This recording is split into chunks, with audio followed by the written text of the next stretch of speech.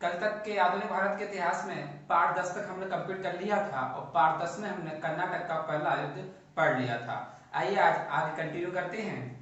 दोस्तों, कर्नाटक का सेकेंड युद्ध 1749 से 1754 के बीच हुआ था और यह भी फ्रांसीसी और अंग्रेजों के बीच हुआ था और इसका रिजल्ट भी दोस्तों मिल रहा था, इसका भी कोई परिणाम नहीं निकला। और कर्नाटक का तीसरा युद्ध 1756 से 63 के बीच हुआ था, लेकिन इस समय दोस्तों अंग्रेजों ने बंगाल पर प्लासी के युद्ध में 1757 में कब्जा कर लिया था। और 1760 में दोस्तों एक युद्ध होता है बांडीवास का युद्ध, याद रखें, बहुत महत्वपूर्ण युद्ध है बांडीवास का युद्ध, जो अंग्रेज और फ्रांसीसियों के बीच हुआ था। और ध्यान रहे, अंग्रेजों में उस समय सेना नायक था वो आयरकूट था और इस समय अंग्रेज दोस्तों जीते थे और फ्रांसीसी हारे थे। और उसके बाद पेरिस की एक संधि होती है और पेरिस की संधि के साथ ही इस युद्ध को विराम दे दिया जाता है दोस्तों। इसके बाद दोस्तों आज हमारा नया टॉपिक है भारत में नवीन राज्यों का उदय, जिसमें आज हम पढ़ेंगे दक्कन के निजाम के बारे में। आइए जानते हैं दक्कन के निजाम में इसका संस्थापक था, उसका नाम था चिनक्रिच खान, या सब टाइटल इसको बोल सकते हैं निजाम उल मुल्क के नाम से भी इसको जाना जाता था। ये हैदराबाद का पहला निजाम था और दोस्तों इसके पूर्वज समरकंद तुर्की के थे और ये समरकंद वही है जो 14वीं शताब्दी में तैमूर रंग की राजधानी हुआ करती थी। साथ में इसके पिता का नाम दोस्तों गाजीउद्दीन सिद्दीकी फिरोज जंग प्रथम था, जो औरंगजेब का समकालीन था, औरंगजेब की सेवा में ही रहा करता था।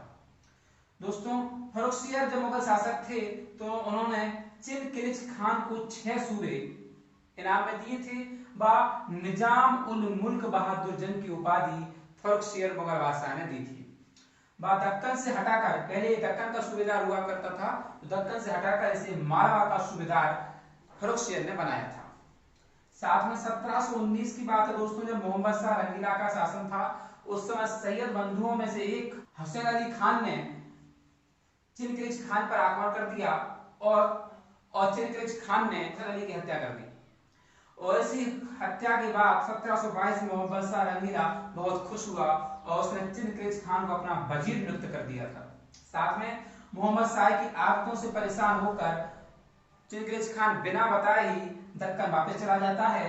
और जैसे ही ये खबर मोहम्मद शाह को पता चलती है तो उस समय के मुगलों के हैदराबाद के सूबेदार मुबारिज खान ने मोहम्मद शाह के कहने पर चिनक्रिच खान पर आक्रमण कर दिया और चिनक्रिच खान ने मुबारिज खान की हत्या कर हैदराबाद पर अधिकार कर लिया और उसे स्वतंत्र घोषित कर दिया। यह युद्ध 1724 में हुआ और इस युद्ध को सूकरखेड़ा का युद्ध भी कहा जाता है। आगे बढ़ते हैं। 1725 में निजाम उल मुल्क ने हैदराबाद को अपनी राजधानी बनाया और दोस्तों इसने अपने वजीर एक हिंदू को बनाया था जिसका नाम था दीनानाथ। 1728-29 में एक पालखेड़ा का युद्ध होता है दोस्तों, हम सभी जानते हैं, और एक युद्ध हुआ था पेशवा बाजीराव प्रथम और निजाम उल मुल्क अर्थात चिनक्रिच खान के।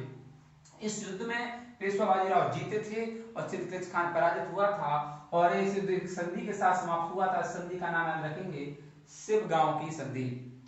सिबगांव की संधि के तहत मराठा ने निजामों से चौथ व सरदेश मुखी वसूल किया और 1748 में निजाम उल मुल्क अर्थात चिनक्रिच खान की मृत्यु हो जाया करती है। उसकी मृत्यु के पश्चात ही उत्तराधिकार का युद्ध शुरू हो जाता है आपसी।